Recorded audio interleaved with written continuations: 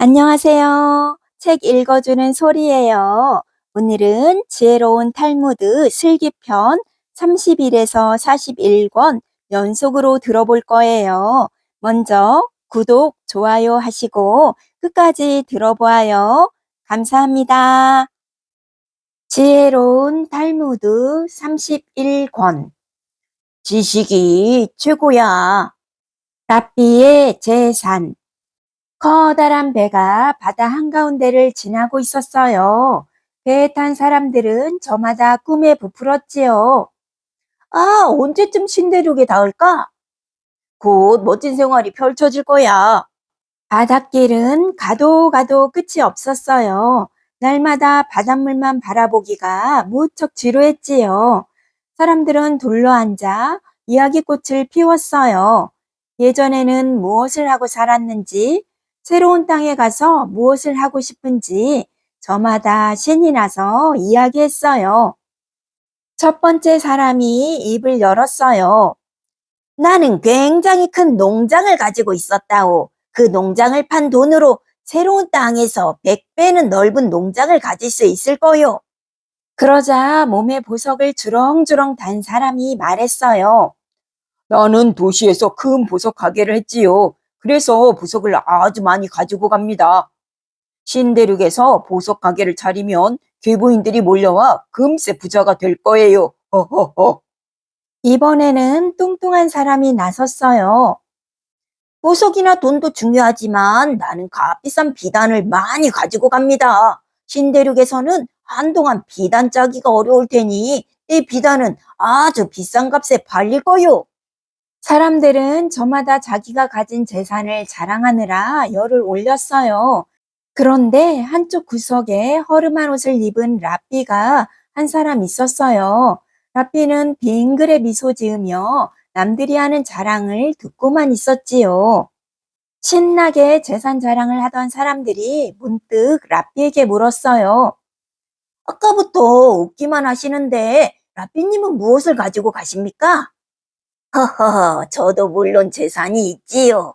하지만 저의 재산은 보여드리지 못합니다. 보여줄 수 없다니 그게 뭔가요? 사람들은 바짝 궁금해져서 뒤물었어요. 저의 재산은 머릿속에 들어있어요. 제가 평생 쌓아온 지식이라오. 사람들은 라삐의 말을 듣고 저마다 속으로 코웃음을 쳤어요. 머릿속에 든 게 무슨 재산이람? 쯧쯧, 땡전한 분 없는 라삐로군. 맑았던 하늘이 어두워지더니 폭풍우가 몰아쳤어요.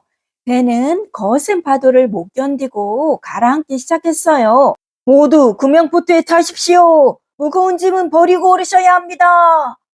선장이 다급하게 소리쳤어요. 사람들이 허둥지둥 구명보트에 오르기 무섭게 배는 깊은 바닷속으로 가라앉고 말았어요. 아이고, 내 돈. 내 보석 상자가 저기 또 내려간다.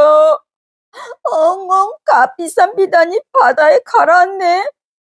사람들은 울며 불며 아우성을 쳤지요. 겨우 목숨만 건진 사람들은 빈털터리로 신대륙에 도착했어요. 큰 농장을 갖겠다던 사람은 농장 일꾼이 되었어요. 보석가게 주인은 짐꾼이 되었고 비단 장수는 거지가 되었어요.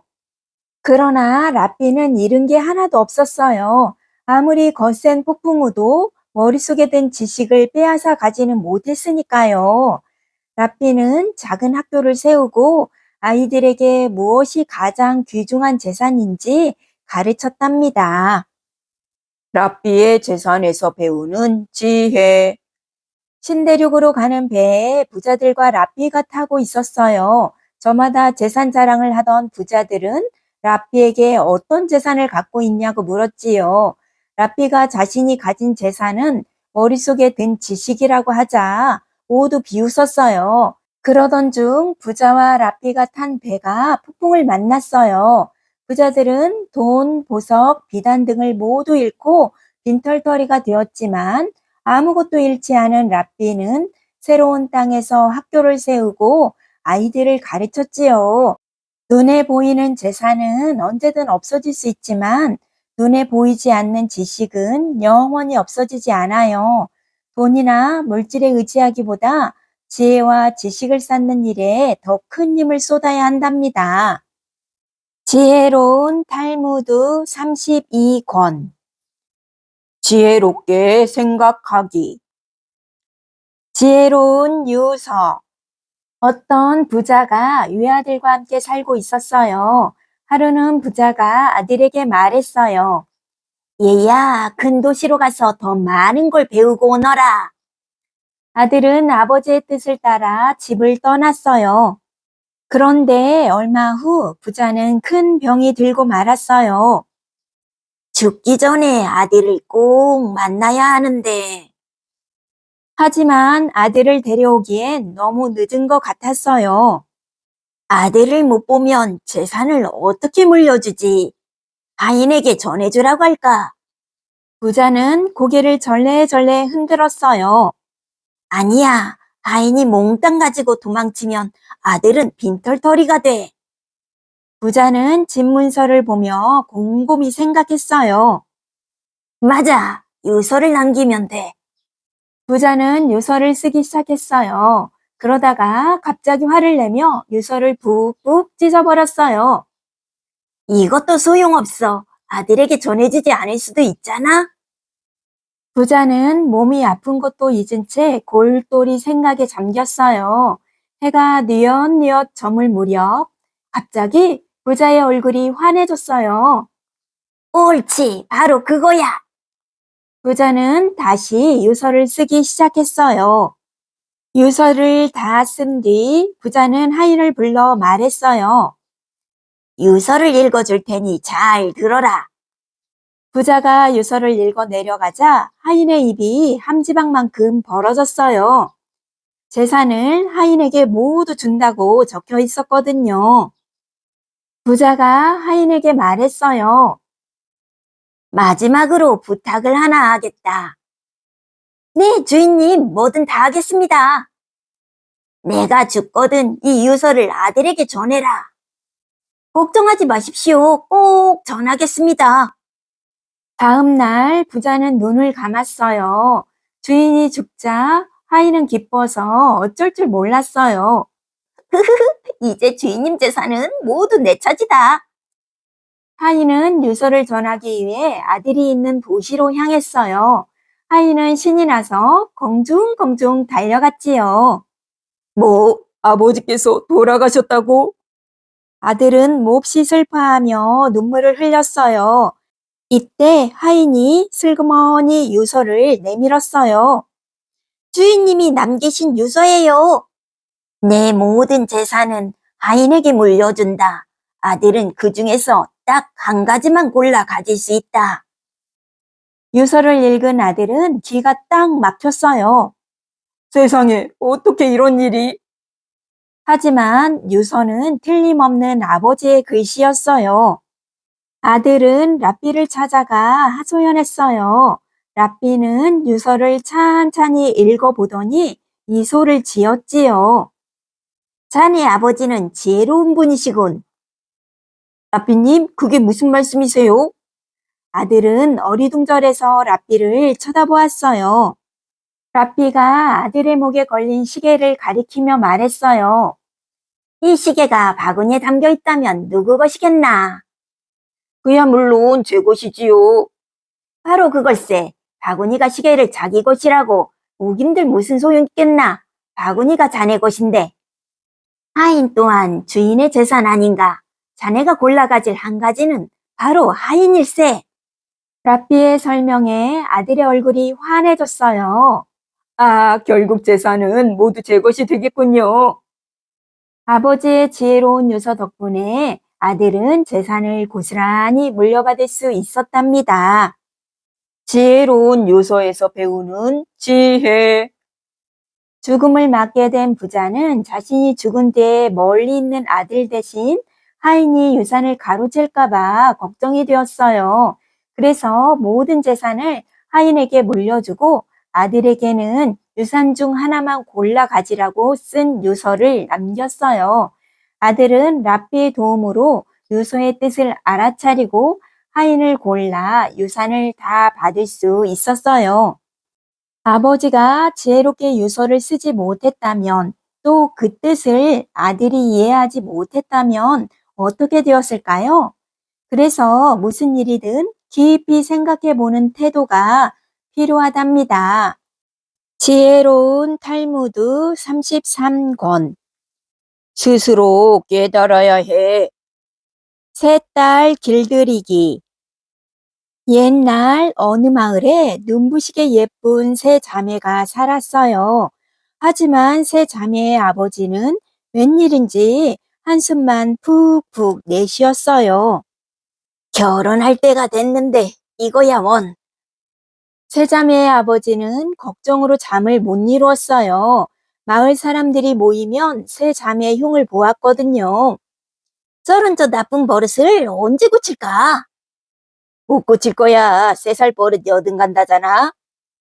큰딸은 무척 게을렀어요. 밥 먹을 때도 누가 떠먹여 주어야 했어요. 얘야, 일어나 청소 좀 하렴. 둘째한테 시키세요. 꼼짝하기 싫단 말이에요.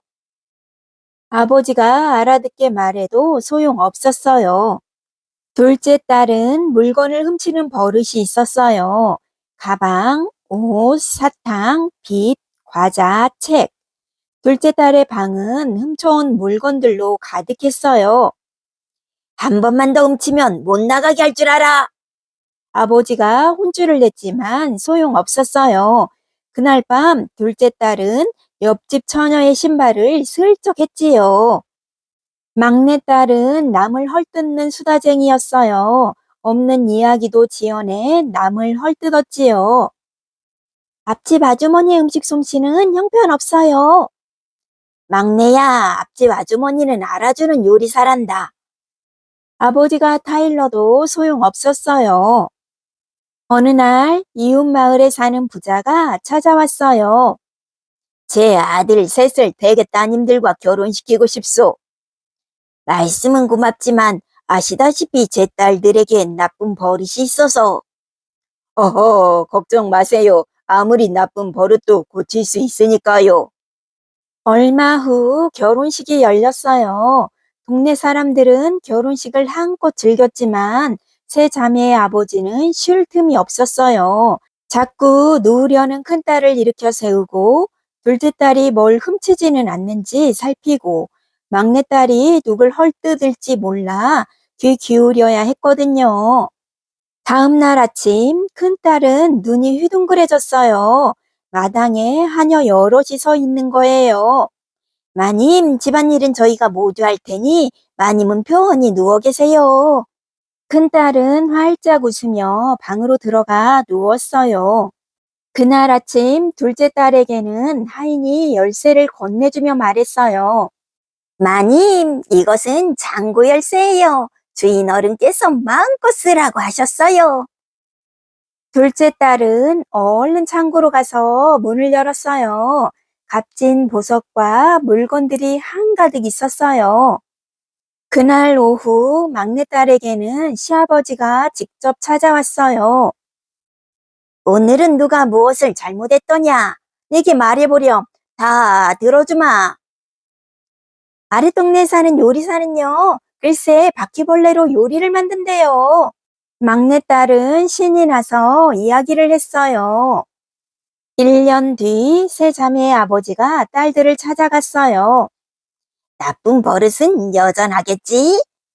그런데 아버지는 큰딸을 보고 깜짝 놀랐어요. 큰딸은 그새 부지런한 살림꾼이 되어 있었어요. 처음에는 하녀들이 일을 다 해서 아주 편했어요. 그런데 누워만 있는 것도 힘들더라고요. 지금은 부지런히 일하는 게 정말 좋아요. 아버지는 둘째 딸의 집으로 갔어요. 세상에 둘째 딸이 가난한 사람들에게 물건을 나누어 주고 있지 뭐예요. 갖고 싶은 것을 다 갖고 보니 이제 욕심이 없어졌어요. 베풀며 사는 건 정말 즐거워요. 막내딸은 이야기 아줌마가 되어 사람들에게 재미난 이야기를 들려주고 있었어요. 후후, 더 이상 헐뜯을 게 없어서 세상에는 아름다운 이야기가 더 많은 것 같아요. 세 자매의 아버지는 사돈을 찾아가 손을 덥석 잡으며 말했어요. 무엇이든 스스로 깨달아야 하는군요. 제가 참 중요한 걸 배웠습니다. 제 딸 길들이기에서 배우는 지혜. 얼굴이 무척 예쁜 세 자매가 있었어요. 하지만 큰딸은 게으르고 둘째 딸은 툭 하면 물건을 훔치며 막내딸은 입만 열면 남을 헐뜯었어요.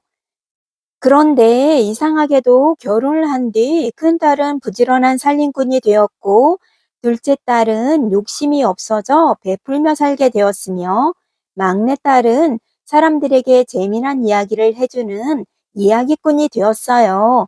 세 자매가 스스로 나쁜 버릇이 무엇인지 깨닫게 도와준 지혜로운 시아버지 덕분이었지요.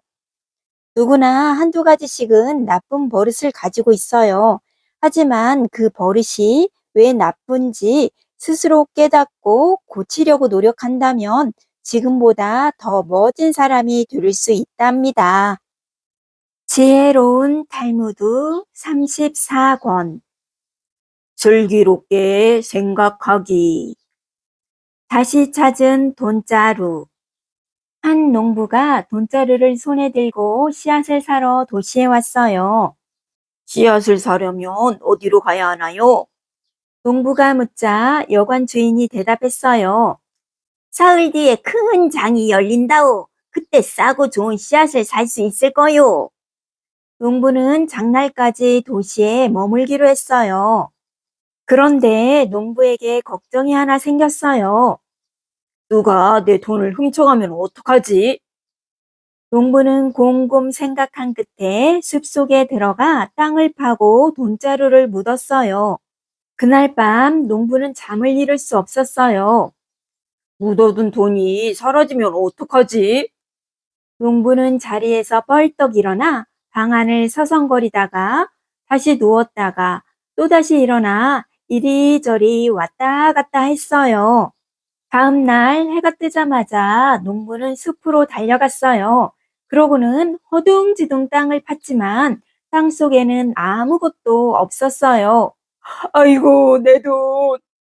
농부는 그만 털썩 주저앉고 말았어요. 돈을 몽땅 잃어버렸으니 어쩌지? 농부는 눈앞이 캄캄했어요. 돈이 없으면 씨앗을 살 수 없고 씨앗이 없으면 농사를 지을 수 없잖아요. 그런데 그때 저 멀리 오두막이 눈에 띄었어요. 농부는 그 집을 천천히 둘러보았어요. 그러다가 문에 나 있는 구멍을 찾아냈지요. 혹시 누가 이 구멍으로 훔쳐보고 내 돈을 가져간 게 아닐까? 농부는 여관으로 돌아와 주인에게 물었어요. 숲속에 집이 하나 있던데 누가 사나요? 욕심쟁이 노랑이가 산다오. 얼마나 욕심이 많은지 남의 돈까지 탐내는 영감이라오. 그 영감이 의심스럽기는 한데 이를 어쩌지? 농부는 궁리 끝에 얼굴이 환해지더니 가짜 돈자루 2개를 들고 영감을 찾아갔어요. 무슨 일로 오셨소? 여기 지혜로운 분이 사신다고 해서 왔습니다. 어서 들어오시오. 제게 돈이 3자루 있는데 한 자루는 나무 밑에 잘 묻었습니다. 그런데 나머지 2자루가 문제예요. 나머지 돈도 땅에 묻어야 할까요? 아니면 누구에게 맡기는 게 좋을까요? 노랑이 영감이 음흉한 웃음을 지으며 대답했어요. 요즘 세상에 누굴 믿겠어? 당연히 땅에 묻어야지. 농부는 노랑이 영감 집에서 나와 숲으로 가서 나무 뒤에 숨었어요. 얼마 뒤 노랑이 영감이 돈자루를 들고 나타났어요. 땅속에 돈이 없어진 걸 알면 농부가 나머지 돈을 안 묻을 거야. 그러니 이 돈을 다시 묻어놓아야 해. 영감은 훔쳐간 돈을 땅에 묻고 돌아갔어요. 농부는 얼른 땅을 파고 돈자루를 꺼냈어요. 소중한 내 돈을 다시 찾았구나. 농부는 덩실덩실 춤을 추며 기뻐했어요. 이틀 뒤 큰 장이 섰어요. 농부는 값싸고 좋은 씨앗을 사서 벙글벙글 웃으며 집으로 돌아갔답니다. 다시 찾은 돈자루에서 배우는 지혜. 어떤 농부가 땅에 묻어둔 돈자루를 잃어버렸어요. 농부는 숲에 사는 노랑이 영감이 의심스러워 꾀를 하나 냈지요. 농부는 노랑이 영감을 찾아가 돈 세 자루 중 하나는 땅에 묻었는데 나머지 둘을 어떻게 하면 좋겠냐고 물었어요. 노랑이 영감은 나머지 두 자루도 욕심이 나서 땅에 묻으라고 했어요. 그러고는 의심받지 않으려고 먼저 파낸 농부의 돈자루를 다시 땅에 묻었지요. 덕분에 농부는 잃어버린 돈자루를 무사히 찾을 수 있었답니다. 노랑이 영감처럼 남의 것을 탐내는 사람은 자기가 가진 것마저 잃어버리게 돼요. 남을 해코지하고 내가 행복할 수는 없는 법이니까요. 지혜로운 탈무드 35권. 어리석으면 후회해. 임금님을 속인 파수꾼. 옛날에 아주 못된 임금님이 살았어요. 이 나라는 모두 내 거다. 바닷속 물고기부터 산속 버섯까지 몽땅 내 거야. 백성들은 물고기를 잡거나 버섯을 딸 때도 임금님의 허락을 받아야 했어요. 물고기를 한 마리씩만 잡으래. 아유, 이러다가는 배고파서 쓰러질 거야. 욕심쟁이 임금님은 궁궐 앞에 있는 복숭아 나무를 가장 아꼈어요. 그 나무에 열린 복숭아는 정말 달콤했거든요. 이건 나만 먹을 거야.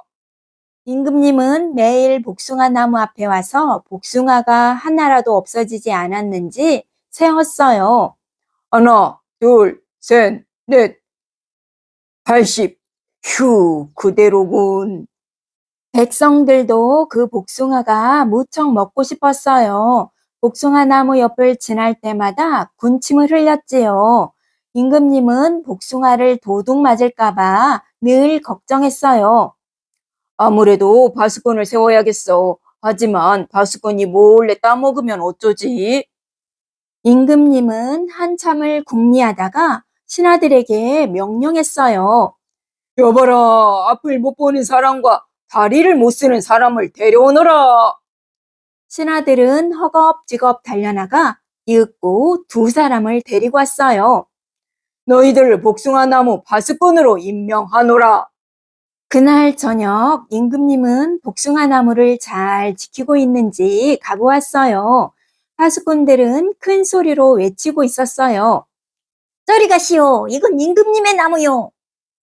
이제 마음이 놓여 앞 못 보는 바스꾼은 어디 있는지 몰라서 못 먹을 테고 다리 못 쓰는 바스꾼은 나무에 올라가지도 못할 거야.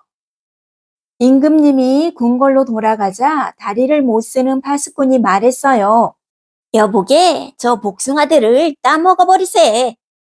나도 욕심쟁이 임금을 골탕 먹이고 싶지만 우리가 무슨 재주로 따먹겠나? 나한테 좋은 생각이 있어. 다리 못 쓰는 파수꾼이 웃으면서 대답했어요. 어두컴컴한 밤이 되자 파수꾼들은 복숭아를 따기 시작했어요. 다리를 못 쓰는 파수꾼이 앞 못 보는 파수꾼의 어깨에 올라타서 말했어요. 그렇지. 오른쪽으로 좀 더. 얼마 지나지 않아 두 파수꾼은 복숭아를 바구니 가득 채웠어요. 세상에, 이런 맛은 처음이야. 내 눈이 다 번쩍 뜨일 것 같아. 정말 꿀맛이네, 꿀맛이야. 다리에 힘이 불끈 솟는 것 같아. 두 사람은 배가 남산만해지도록 먹고 또 먹었어요. 그러고는 나무 아래에서 쿨쿨 단잠이 들었지요. 다음 날 임금님이 복숭아를 세었어요. 하나, 둘, 셋, 60? 80이 아니고 60? 아니 대체 누가 복숭아를 따먹은 것이냐? 임금님은 얼굴이 새빨개져서 파수꾼들을 노려보았어요. 다리를 못 쓰는 파수꾼이 시치미를 뚝 떼었어요. 이 다리로 제가 어떻게 복숭아를 따겠습니까? 그럼 네가 따먹은 거냐? 복숭아가 어디쯤 달려있나요? 전 지금이 낮인지 밤인지도 모릅니다. 앞 못 보는 파수꾼도 능청스럽게 말했어요.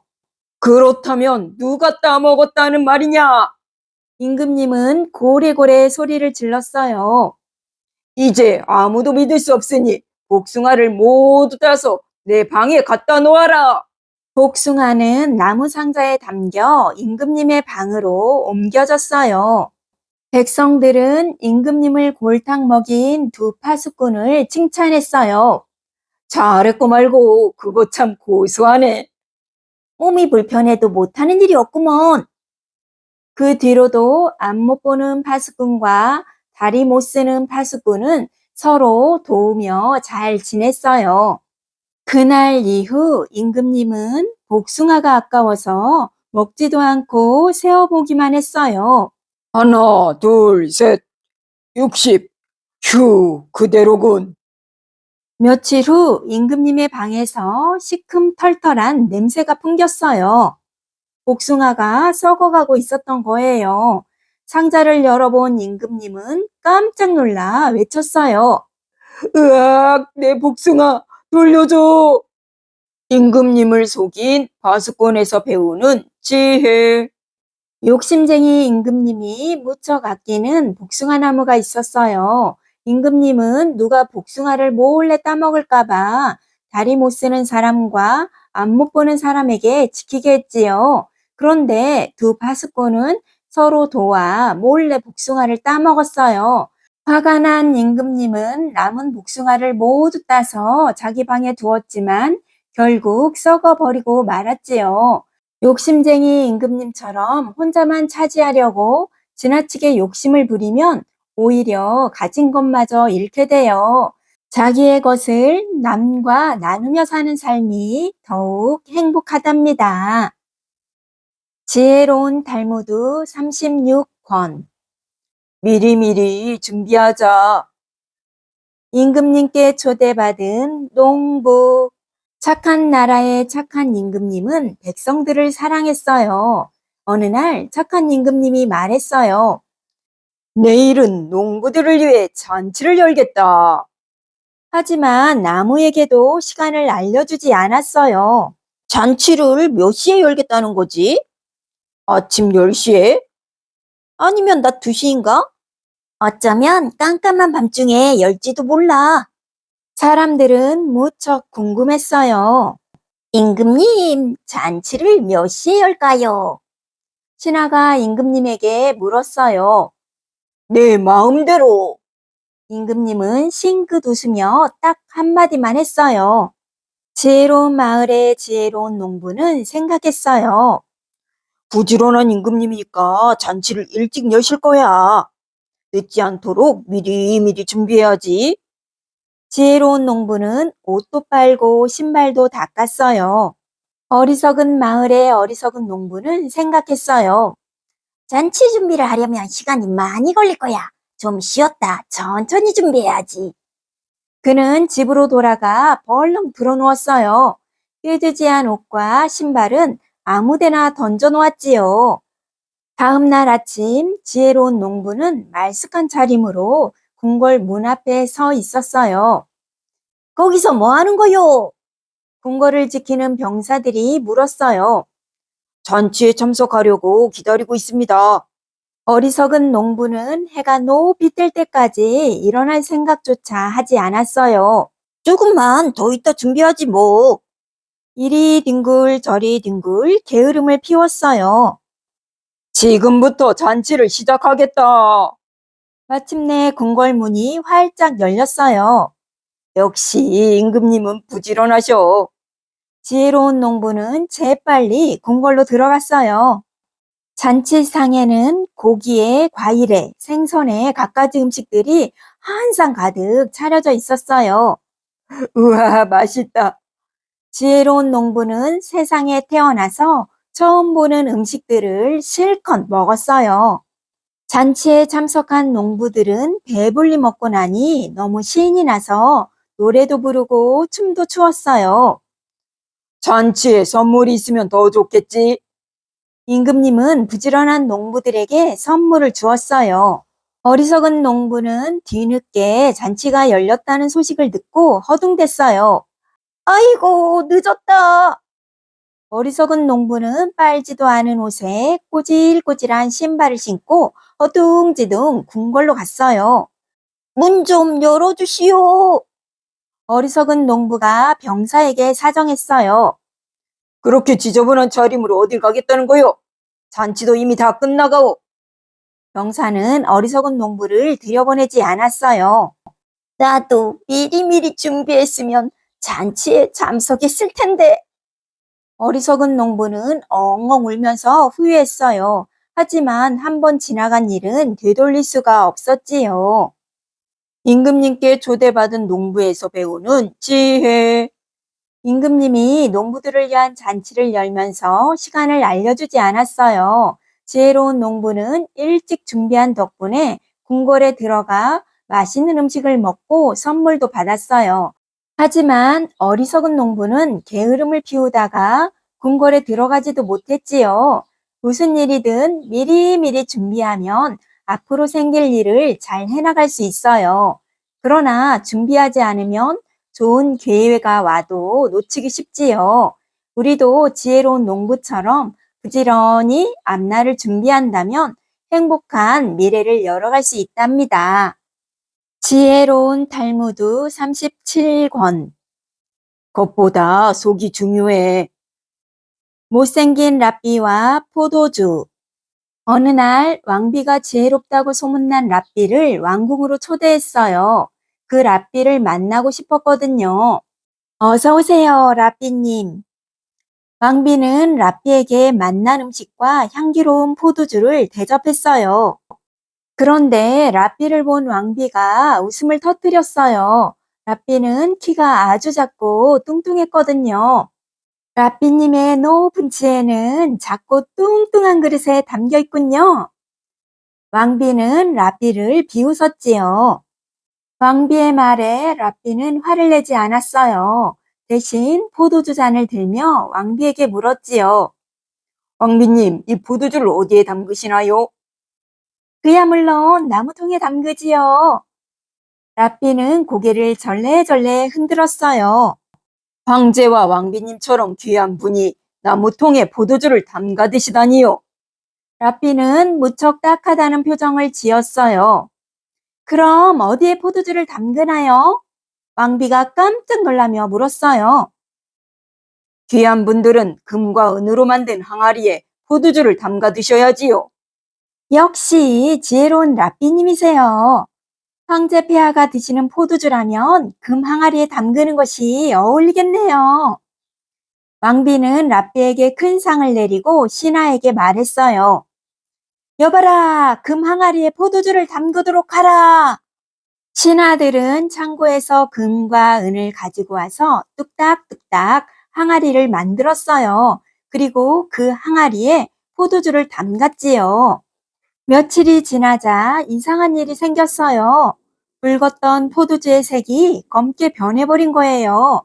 왕비는 눈앞이 캄캄했어요. 이를 어째 폐하 가시면 큰일 날 텐데. 포도주의 색깔이 왜 이 모양이냐? 황제는 검은 포도주를 보더니 더럭 화를 냈어요. 신하들은 왕비의 눈치만 살피며 대답을 못했지요. 포도주 맛이 왜 이런가? 맛있는 포도주를 누가 이렇게 버려놓았느냐? 왕비가 황제 앞에 엎드리며 말했어요. 제가 금 항아리에 포도주를 담그라고 했습니다. 황제의 포도주는 특별해야 할 것 같아서요. 황제가 혀를 끌끌 차며 말했어요. 포도주는 나무통에 담가야 하오. 금 항아리나 은 항아리에 담그면 맛과 색이 변한다는 걸 몰랐소.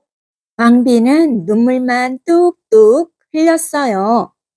다음 날 왕비가 랍비를 불러 따졌어요. 랍비님, 금 항아리에 포도주를 담그면 맛과 색이 변한다는 걸 아셨을 텐데 왜 그렇게 하라고 시키셨나요? 랍비가 빙그레 웃으며 말했어요. 나무통은 볼품없게 생겼지만 포도주의 맛을 내는데 최고지요. 사람도 생김새보다는 그 속에 든 지혜가 중요하답니다. 라삐의 말을 들은 왕비는 얼굴이 빨개졌어요. 지난날 생김새만 보고 라삐를 비웃었던 게 얼마나 어리석었는지 깨달았기 때문이에요. 못생긴 라삐와 포도주에서 배우는 지혜. 왕비가 뚱뚱하고 키 작은 라삐의 모습을 비웃자 라삐는 왕비에게 포도주를 금과 은으로 만든 항아리에 담그라고 했어요. 금과 은으로 된 항아리에 담근 포도주는 검게 변했고 맛도 변했어요. 황제의 호통에 당황하는 왕비에게 라삐는 사람도 생김새보다 그 속에 든 지혜가 더 중요하다고 말하지요. 우리는 흔히 겉모습만 보고 사람을 판단하려고 해요. 하지만 뚝배기보다 장맛이 좋다라는 옛말처럼 겉모습보다는 그 안에 담긴 마음씨와 재능이 더 중요하지요. 겉모습만 번드르르하게 가꾸기보다는 지혜와 사랑으로 알차게 속을 채우는 사람이 되도록 노력해 보세요. 지혜로운 탈무드 38권. 돈을 가져간 사람은 누구? 상인 세 사람이 예루살렘의 큰 시장에 도착했어요. 예루살렘에서 물건을 사다가 다른 도시로 가져가 팔 생각이었지요. 그런데 시장이 다음 날 열린다지 뭐예요. 큰 돈을 어떻게 보관한담? 메브리코의 상인이 걱정스레 말했어요. 땅을 파서 묻는 건 어때? 오늘 밤만 잘 보관하면 되잖아. 턱수염난 상인이 말했어요. 세 사람은 나무 아래 땅을 파서 돈 가방을 묶고는 잠자리에 들었지요. 턱수염난 상인은 두 사람이 잠들자 살금살금 밖으로 나와 돈 가방을 파냈어요. 이 돈이면 난 부자가 될 수 있어. 그러고는 감쪽같이 흙으로 덮은 뒤 다른 곳에 돈 가방을 숨겼지요. 다음 날 아침 땅을 파던 상인들은 깜짝 놀랐어요. 아, 돈이 깜짝같이 사라졌어. 돈을 여기 숨긴 건 우리만 알아.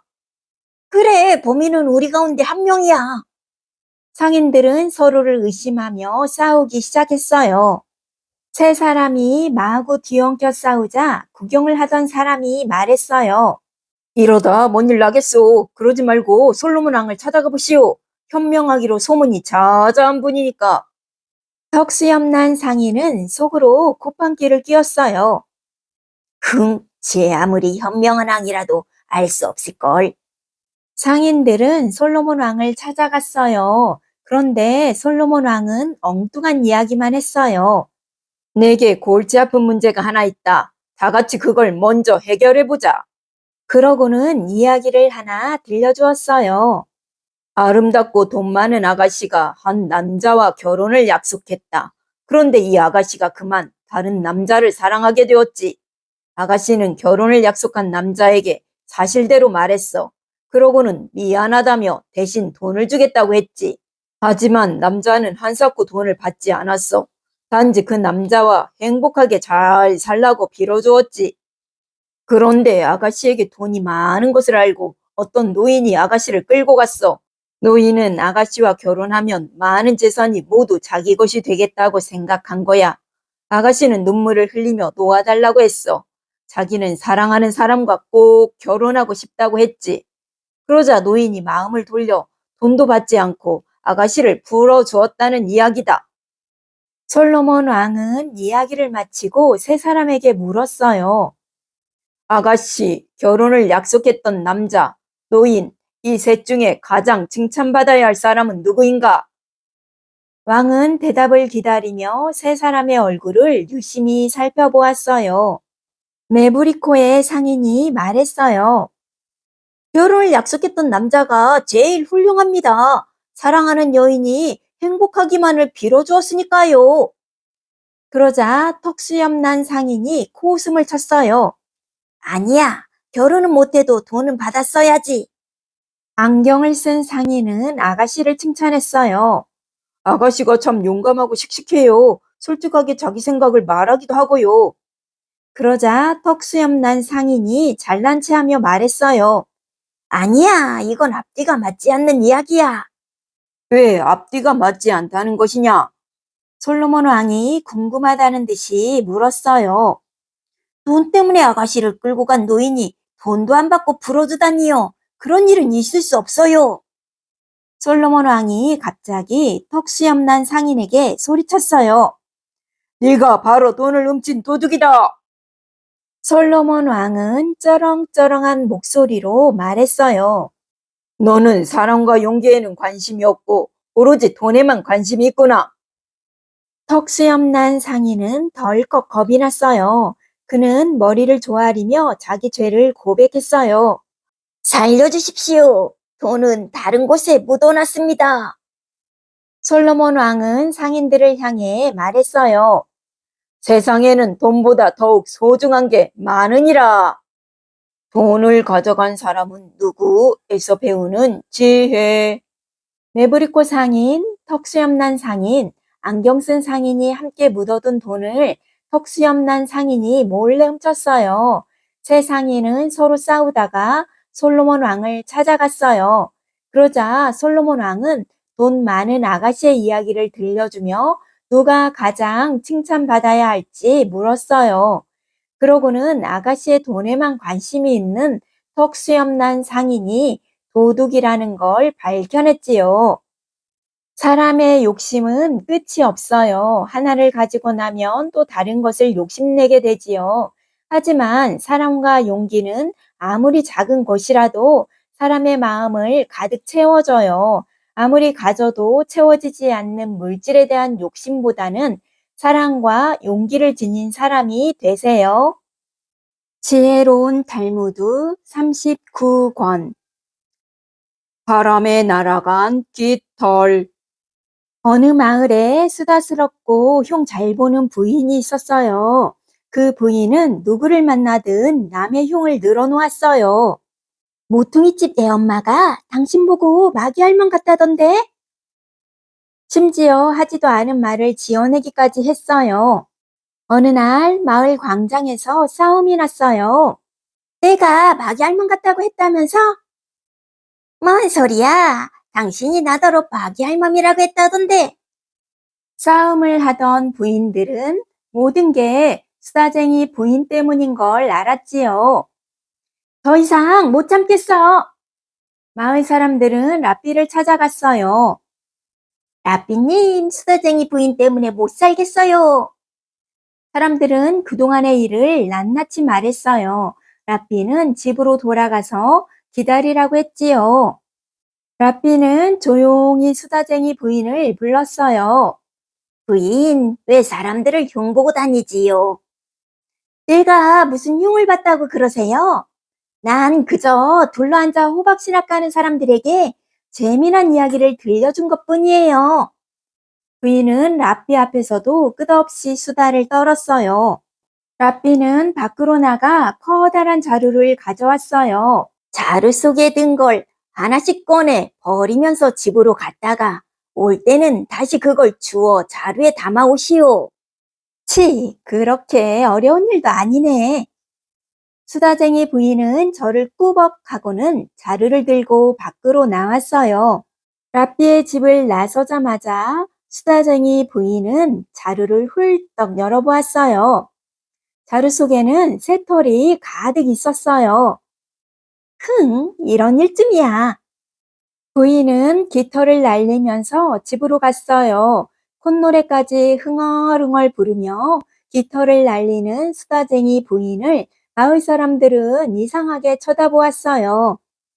자루를 다 비우고 집에 도착한 수다쟁이 부인은 이번엔 다시 깃털을 주우며 라삐의 집으로 향했어요.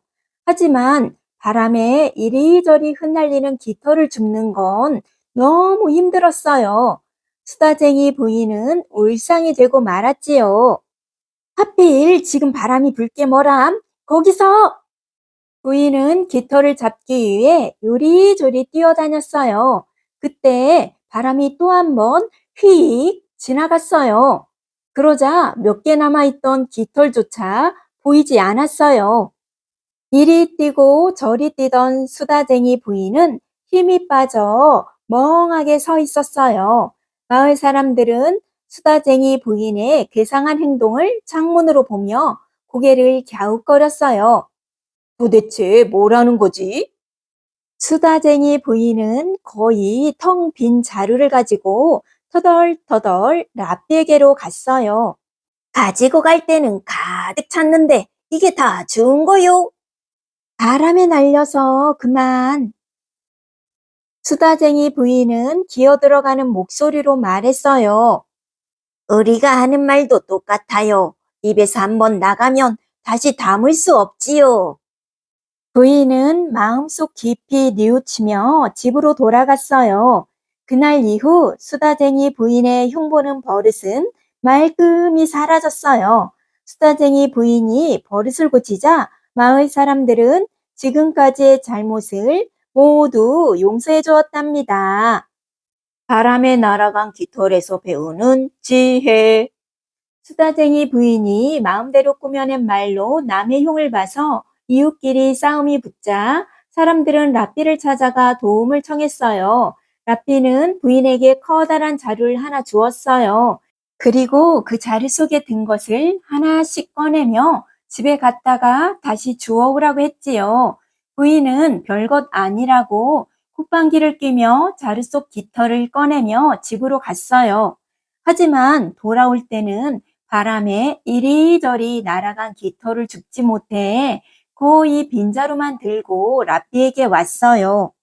불상을 한 부인에게 라삐는 말이란 그렇게 한번 입 밖으로 나가면 다시 주워 담을 수 없다는 것을 일깨워 주었지요.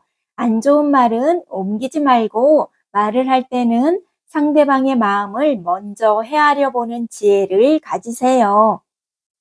지혜로운 탈무드 40권.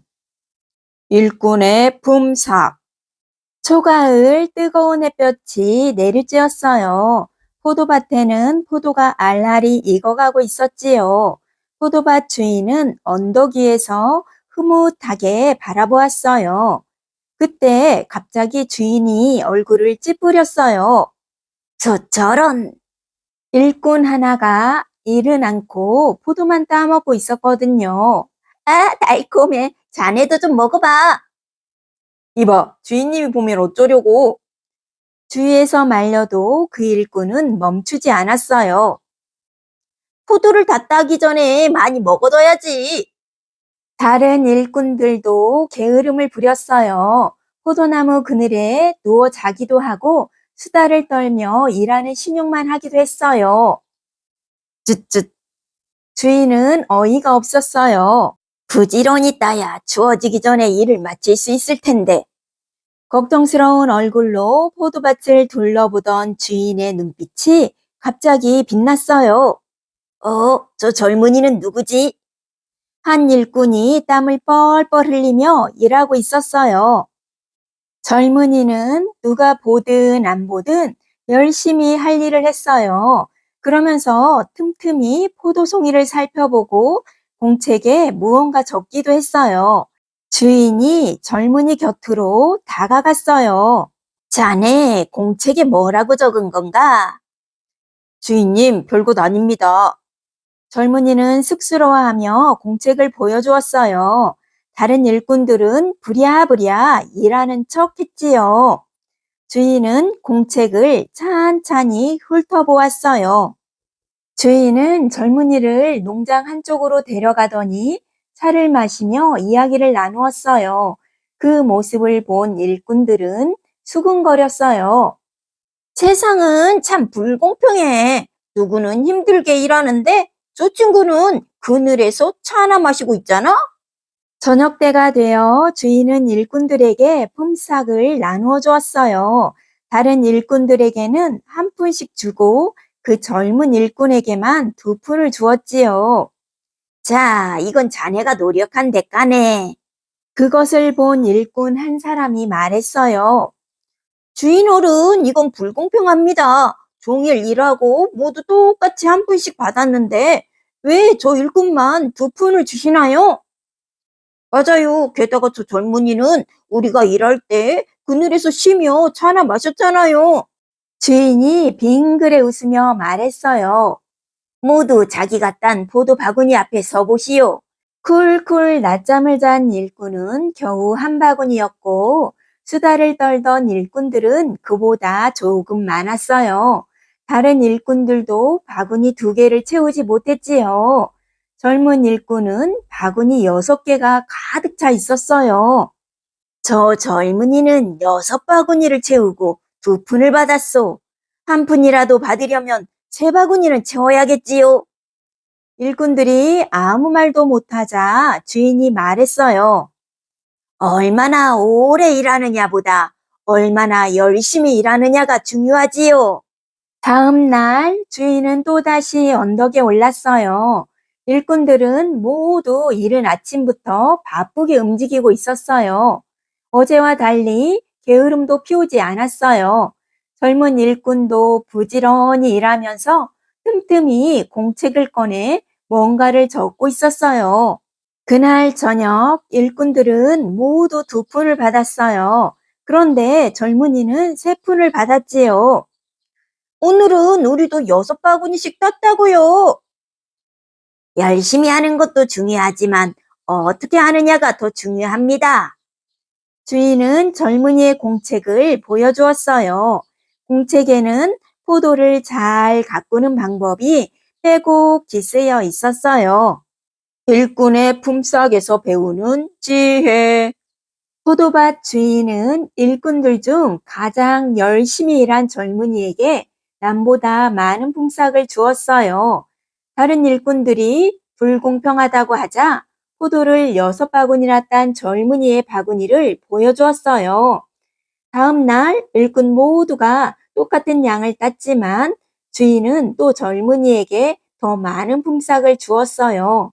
다른 일꾼들이 또 불평을 늘어놓자 주인은 열심히 하는 것만큼 어떻게 하는지도 중요하다며 포도를 잘 가꾸는 방법이 꼼꼼히 적힌 젊은이의 공책을 보여주었지요. 포도밭 주인의 말처럼 일을 할 때에는 열심히 하는 것도 중요하지만 어떤 자세로 하느냐가 더 중요하답니다. 여러분이 공부할 때에도 그 시간이나 양보다 어떤 마음으로 어떻게 공부하느냐가 더 중요하지요. 지혜로운 달무드 41권. 야곱의 3가지 시험. 야곱은 어머니와 단둘이 외롭게 살았어요. 야곱의 아버지는 집을 떠나 다른 나라에서 장사를 했어요. 어느 날 누군가 문을 쾅쾅 두드렸어요. 누구세요? 야곱이 자리에서 일어나 문을 열었어요. 낯선 사람은 집 안에 들어서자마자 놀라운 소식을 전했어요. 야곱의 아버지가 돌아가셨어요. 야곱과 어머니는 눈물을 뚝뚝 흘렸어요.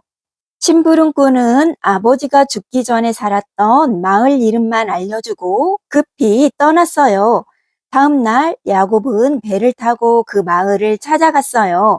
그곳은 배를 타고 가야 닿는 이웃 나라였어요. 배에서 내린 야곱은 겨우 마을에 도착했어요. 야곱은 집집마다 찾아다니며 아버지를 아는지 물었어요. 얼마 전에 돌아가신 아버지를 찾고 있어요. 하지만 아버지를 안다는 사람은 없었어요. 그때 야곱에게 좋은 생각이 떠올랐어요. 맞아, 나무를 파는 사람에게 물어봐야지. 장례를 치르려면 관이 있어야 했을 테니까. 야곱은 나무 파는 사람의 집을 찾아갔어요. 아저씨, 얼마 전에 죽은 사람의 집으로 나무를 좀 더 배달해 주세요. 야곱은 나무 장수 뒤를 따라갔어요. 나무 장수는 어느 여관으로 향했어요. 야곱이 여관 주인에게 말했어요. 저희 아버지를 뵈러 왔어요. 자네가 야곱이군. 내가 심부름꾼을 보냈다오. 야곱의 아버지는 죽기 전에 여관 주인에게 유산을 맡기며 부탁했다고 했어요. 제 아들이 3번의 지혜 시험을 통과하면 유산을 전해주시오. 야곱은 집을 찾는 첫 번째 시험을 잘 치러낸 셈이었어요.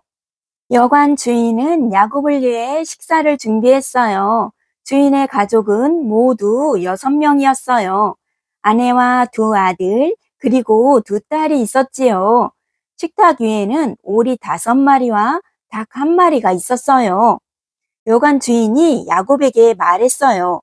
젊은이, 이 오리와 닭을 공평하게 나누어 보게. 이것이 2번째와 3번째 시험일세. 야곱은 먼저 오리 1마리는 두 아들에게, 또 1마리는 딸들에게 주었어요. 주인 부부에게도 1마리를 주고 자기 앞에는 2마리를 놓았어요. 여관 주인이 눈이 휘둥그레져 물었어요. 젊은이는 혼자인데 왜 2마리를 갖는 거요? 야곱은 빙그레 웃으며 재치 있게 대답했어요. 여러분처럼 오리와 합해서 셋이 되려면 제가 2마리를 갖는 수밖에요. 어때요? 공평하지요? 여관 주인은 무릎을 탁 치며 웃었어요. 하하, 그럴듯하군. 야곱이 이번에는 닭을 나누었어요. 집안 어른들께는 머리를 드리고 귀둥인 두 아드님에게는 다리를 드리죠. 시집갈 따님들에게는 날개를 드릴게요. 그런데 왜 젊은이는 몸통을 가지는 거요? 저는 배를 타고 돌아가야 하니까 배처럼 생긴 몸통을 가져야지요. 주인은 박수를 치며 기뻐했어요. 3번의 시험을 멋지게 통과했으니 아버지가 남긴 유서와 재산을 넘겨주겠네. 여관 주인은 흐뭇한 얼굴로 아버지의 재산을 야곱에게 건네주었어요. 야곱은 아버지가 물려준 재산을 배에 싣고 집으로 돌아갔어요. 아버지의 유서에는 이렇게 적혀 있었어요. 사랑하는 야곱아, 내가 물려주는 가장 큰 재산은 바로 지혜란다. 야곱의 3가지 시험에서 배우는 지혜. 야곱의 아버지는 여관 주인에게 아들이 3가지 시험을 통과하면 유산을 주라는 말을 남기고 세상을 떠났어요. 야곱은 아버지가 돌아가신 집을 찾아내는 1번째 시험과 오리고기와 닭고기를 식탁에 앉은 사람들에게 나눠주라는 2번째, 3번째 시험을 모두 통과했어요. 그래서 무사히 아버지의 유서와 유산을 받을 수 있게 되었지요. 마지막 순간까지 아들이 지혜를 갖추기를 바랐던 야곱의 아버지처럼 모든 부모들은 자녀들이 지혜롭게 자라기를 바라지요. 모든 일에서 배울 수 있는 지혜를 스스로 깨달아 가는 것은 아주 중요해요. 빈 자루가 똑바로 설 수 없는 것처럼 지혜가 없는 사람은 바른 삶을 살지 못하니까요. 사랑하는 구독자 여러분, 끝까지 시청해 주셔서 감사합니다.